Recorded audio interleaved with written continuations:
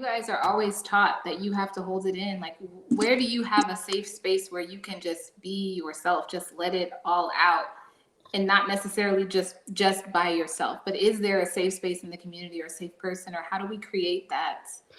Like, To be honest with you, that like we're hitting it, we're in the era right about now where we're trying to basically Hmm. tap into that, where we're Yeah. trying to basically create a space for us to do that. And it's like if you where we have like even back in the day when when men were together, we didn't really touch Mm-mm. on things like that. We didn't talk about things like that because it was uncomfortable. It's Kept it nerve surface. wracking.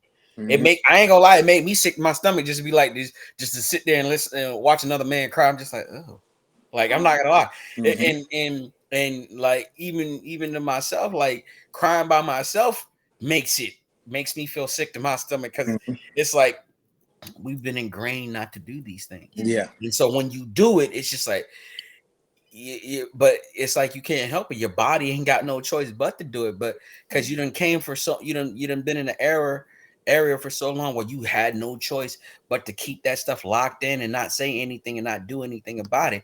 And so now it's just like, oh no, I don't want to talk about it with nobody. You know what I mean? Not even with myself. But Yeah. then it's like, so how do we ourselves, like you said, where is a safe place for us? We're starting to come into an era where we're trying to find a safe place where men are allowing each other to basically express ourselves, even in some cases cry to one another, or Hmm. even go to another brother and be like, man, I just need a hug, bro. Hmm.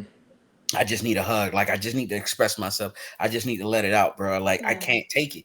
Cause for a lot of like even the suicidal rates is going up for a lot of black men and stuff like that. Cause it's like you got a lot. You gotta provide, you gotta protect, and then you gotta shut up and take everything. Hmm. Hold it You got to together. take Yeah. it. You got to take it at work.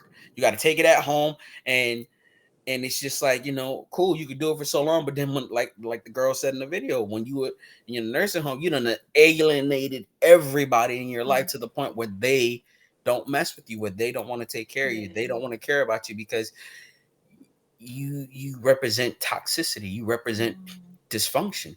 You're not supportive. You're not loving. You're not caring. You're all masculine caveman mentality. While it's good, but it needs to have a switch. It needs to be tuned up. It needs to be tuned down. Hmm. Balance. It has to have a healthy balance.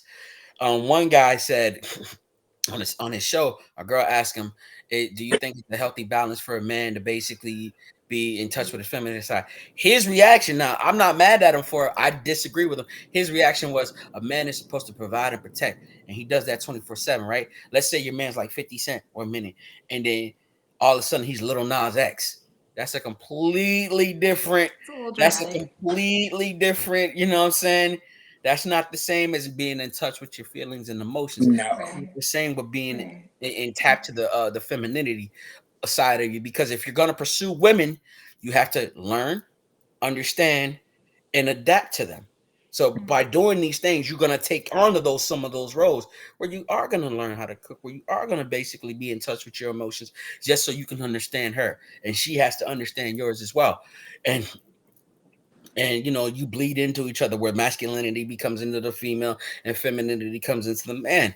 And that's something that, like, I mean, I know I'm going into a tangent, but that's something that we're coming into an era now, 2023 and on, where we're trying to work on that, where even the older heads are starting to Yeah. understand, because it's like where you just want to be a provider and a protector. Yeah, that's cool, but then at some point it's like there's more to you than just that. Yeah. What were There's you, more to you than this, that. Gerard? You're chiming in.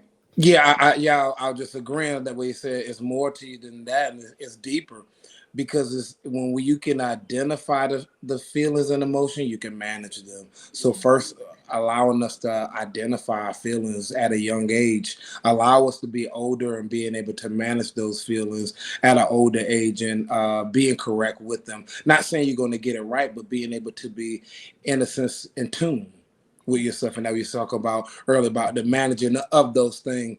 So we don't have a lot of places, but like you said, this is the beginning of this, and I think it's great because we as men and as adults we can spread that into the youth and upbringing of young men, being able to identify themselves and understand too. One of the great things about AA and NA meetings is amazing because individuals get to express some of the worst or bottom parts of their lives. Yeah. And what that bond brings is that because I've been there before. I've never been in your shoes. I've Right. never been Right. to where you've been and where you've never been to where I've been.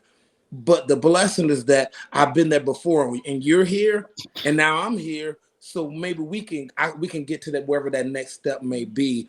And this is a great for even these platforms like we having right now, and just to address that and to have young men, old men to hear that, man, feelings, man, are a great thing because it's keeping you aware. If you think about feelings of hunting, that's the awareness of something around you, something's not right. Those what they say intuitions in life and things of that nature. So you don't want to block them, but we do want to have that sense of control of them.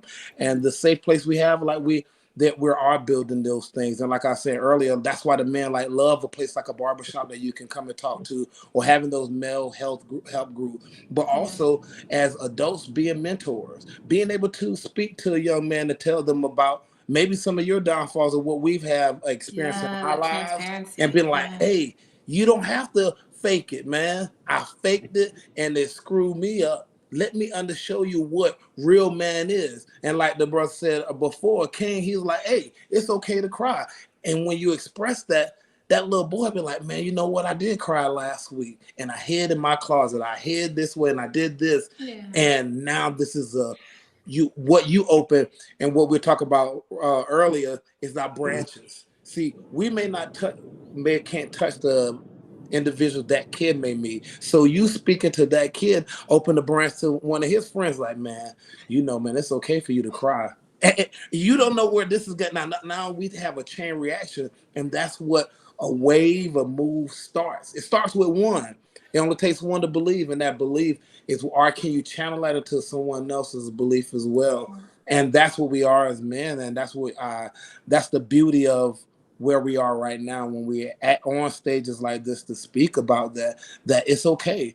Your hurt is, man, we've all been in pain, but yours is so different, and what you've been through and the timing of how you heal. Trauma and grief are two things that you will heal in your own way, in your own time. So just because we can get ways of healing from other people, it doesn't mean we're going to heal on the same timeline. It could look like a key. A lot of keys look the same, but only one opened that door. And that's how we got to look towards our healing. Is mine may look similar to yours, but it got one little groove. And that's the part that unlocks my door. So just being safe and finding out what unlocks your door, man, I think that's a blessing for us to put that out there for ourselves, for relief, and also for another generation to heal from and understand where they are in their life. Man, it's okay. You're in the good place, man. You're in the safe place. Find that place. So, And I love that. And I think something that stood out to me in what you were saying is, to be able to share your experiences with other people, especially younger generations, because I know growing up, I had a partner I was talking to once, and they were telling me when they were struggling with sexual stuff, when they were in the church, they didn't have anybody to go to because the response was always, "Oh, just pray about it." Or, the Bible says this, just pray. Like, there was nobody that was willing to have that sense of vulnerability. And vulnerability is the key word there, because so many people see being vulnerable and open and sharing as weakness. But it really is building a bridge, is providing strength through your experiences for somebody else. But King Khodi, did you have any commentary to add? No, they Okay. pretty much touched on all points. Okay.